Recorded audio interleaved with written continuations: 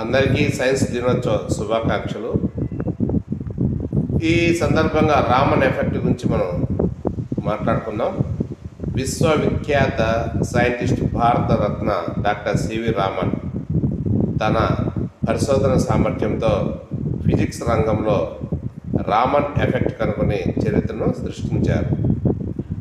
మన దేశంలో doctor C రామన్ తన అసామాన్య పరిశోధన సామర్థ్యంతో ఫిజిక్స్ రంగంలో రామన్ ఎఫెక్ట్ కనుగొని చరిత్ర సృష్టించిన ఫిబ్రవరి 28నే జాతీయ సైన్స్ దినోత్సవంగా జరుపుకుంటున్నాం.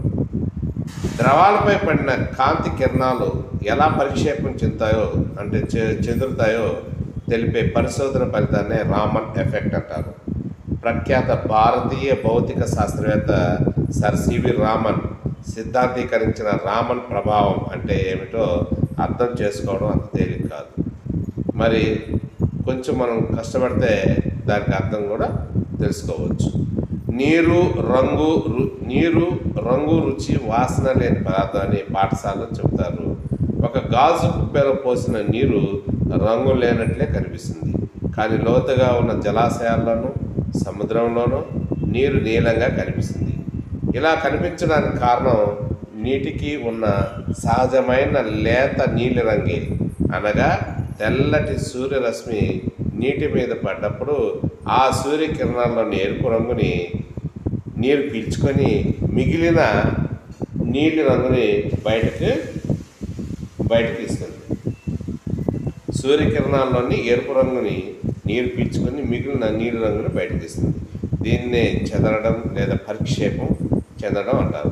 కానీ దూరం నుండి సముద్రాన్ని చూస్తే అది నీటికి ఉన్న సహజమైన లేత నీలి రంగులో కాకుండా ముదురు నీలి రంగులో కనిపిస్తుంది. దీనికి కారణం మనకు కనిపించే నీలి రంగులో కొంత సహజమైన లేత నీలి అయితే మరి కొంత ఆకాశపు నీలి రంగు నీటిలో పరావర్తనం చెంది కనపడమే. అందుకనే సముద్రం ఆకాశం కంటే ఎక్కువ నీలంగా కనిపిస్తుంది. సముద్రం ఎక్కువ నీలంగా కనిపించడానికి ఇంకా ఇతర కారణాలు ఉన్నాయి అన్న ఆలోచనే స్రవంతి చివరికి రామన్ ప్రభావానికి దారి చూపింది. కాంతి ఒక పదార్థం మీద పడ్డప్పుడు ఆ కాంతిలోని కిరణాలు ఆ పదార్థంలోని అణువులు గుద్దుకుంటాయి. గోడ మీదకి బంతిని విసిరితే ఆ బంతి పరావర్తనం చెంది వెనక్కి వస్తుంది. ఇదే విధంగా కాంతి ఒక యానకంలోని రేణువుని గుద్దుకున్నప్పుడు ఆ కాంతి కిరణాలు పరావర్తనం చెంది వెనక్కి వస్తాయి. కాంతి కిరణంలోని తేజాణువుని వాటిని ఫోటాన్లు అంటాము. రంగు బంతులతో పోల్చవచ్చు. ఏ రంగు బంతిని యానకం మీదకి విసిరామో అదే రంగు బంతి తిరిగి వస్తే దాన్ని రేలీ పరిక్షేపం అంటారు. అనగా ఏ రంగు కిరణం లోపలికి వెళ్తే అది పరావర్తనం చెంది అదే రంగుతో బయటకు వస్తే ఆ ప్రక్రియని రేలీ పరిక్షేపం అంటారు.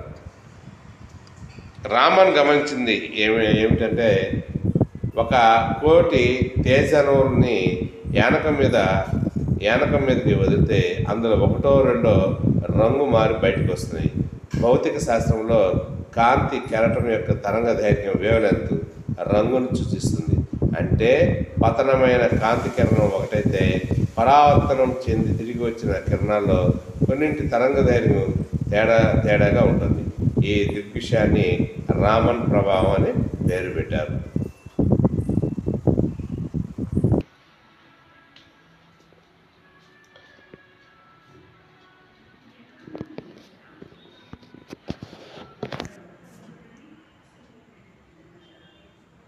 రామన్ ఎఫెక్ట్ ఉపయోగాలు: ఒక పదార్థంలో ఉన్న అణువుల కంపనాల గురించి సమాచారం చెబుతుంది కనుక రామన్ ప్రభావం ఉపయోగించి ఆ పదార్థంలో ఉన్న అణువుల నిర్మాణ శిల్పం తెలుసుకోవచ్చు.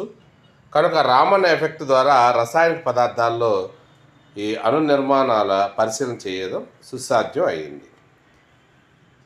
అణు నిర్మాణం అణువుల ప్రకంపనల అవస్థలు అణుధర్మాలు అధ్యయనం చేయవచ్చు.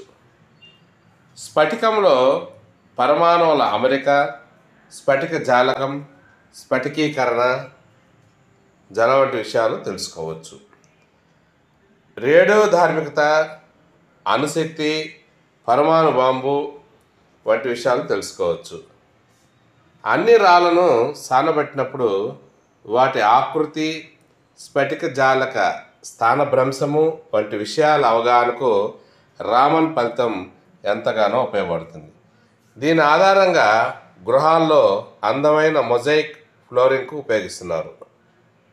కర్బన రసాయన పదార్థాల అమరికలో శృంఖలాలు, వలయాలు కనుగొని ఆరోమాటిక్ స్వభావ నిర్ణయం వీలవుతుంది. పలుచటి రాళ్లలో స్ఫటిక నిర్మాణం ఎక్కువ వేడిమి, పీడనాల వల్ల ఖనిజాల స్వభావం, జీవ ఖనిజాల లక్షణాలు తెలుసుకోవచ్చు. మిశ్రమ లోహాలు, ఆ లోహాలు ప్రవాహ స్థితిలోనూ ఉన్న లోహాల స్వభావ నిర్ణయం వీలవుతుంది. వాహకాలు, అర్ధవాహకాలు, అతివాహకాల స్వభావం తెలుసుకోవచ్చు.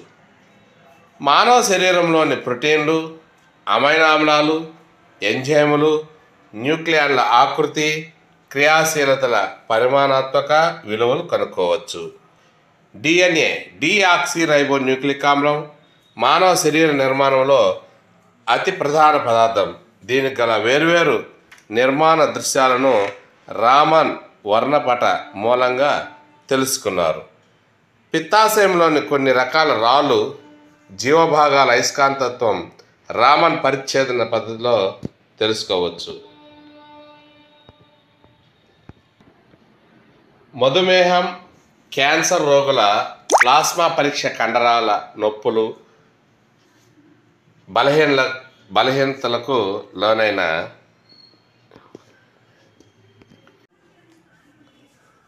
మధుమేహం, క్యాన్సర్ రోగుల ప్లాస్మా పరీక్ష, కండరాల నొక్కులు, బలహీనతలకు లోనైన వ్యక్తుల జన్యు లోపాలను రామన్ ఫలితంతో తెలుసుకోవచ్చు.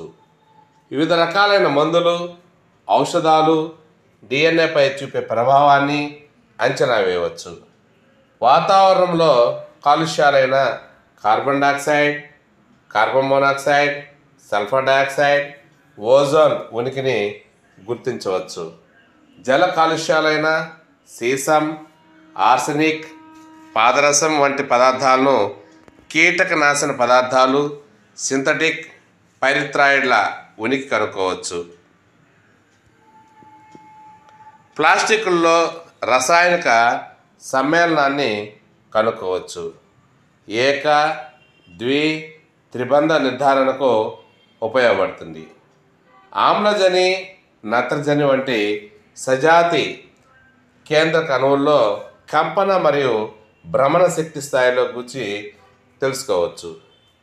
కాంతి స్వభావ నిర్ధారణ వస్తువులతో కాంతి గల పరస్పర చర్య విధానం, పదార్థ ఉపరితలాలపై కాంతి క్రియా విధానం విషయాలు అధ్యయనం చేయవచ్చు. ఘన పదార్థాల స్ఫటిక స్థితి, ద్రావణీయత, విద్యుత్ విఘటనల విషయాలను తెలుసుకోవచ్చు. పరిశ్రమల్లో కృత్రిమ రసాయనిక సమ్మేళనాల పరిశీలనకు, వైద్య రంగంలో అవసరమయ్యే మందుల విశ్లేషణకు రామన్ ఎఫెక్ట్ ఎంతగానో ఉపయోగపడుతుంది. ఈ విధంగా సివి రామన్ ఎనలేని కృషి చేసి భారతదేశానికి ఎంతగానో తన విజ్ఞానంతో సేవ చేశాడు. Please subscribe Padhu Tech channel, like it and share it. Thank you.